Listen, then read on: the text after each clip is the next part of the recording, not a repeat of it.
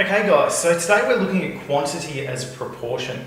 Now when we talk about quantity, sometimes we have examples where we'll receive data and it's in the form of a quantity. So if I'm going to talk about that, let's talk about an exam. Let's just say you do a test and it's out of 20 questions, okay? And out of that test, let's say you get 16 out of 20, okay? You get 16 out of 20.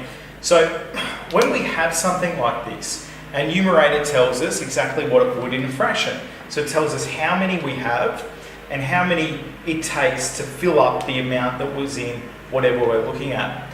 Another place where proportion will be used and quantity as a proportion is if you're doing tallies. So just say if we were to do a tally at a survey of people and their favourite colour was red and blue, okay, and we did a tally, and let's say there was 7 people that red was their favourite colour and 3 people blue was their favourite colour, we would say, okay, the amount of people that liked blue was 3 out of 10, and the amount of people that liked red was 7 out of 10, because there were 10 participants in the survey. Now, sometimes we need to convert our data, okay? So we might want to display it as a decimal or as a percentage, and it's quite simple. So to turn a fraction into a percentage, we multiply by 100%. So we times by 100 over 1, okay? And we cross cancel if we can. So I'm going to divide both of these by 20.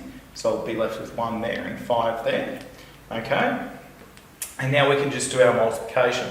So 5 times 16 is 80 over 1. So that means that our percentage would be 80%. Likewise, if we were to calculate this 16 out of 20 into a decimal, all I would do is I would simplify my fraction to give me 8 over 10, okay, which is 0.8, okay, as a decimal. So that's quantity as a proportion. We use it when we're doing tallies and things like that, test result. We can convert it into decimals and into percentage, and that's all you need to know.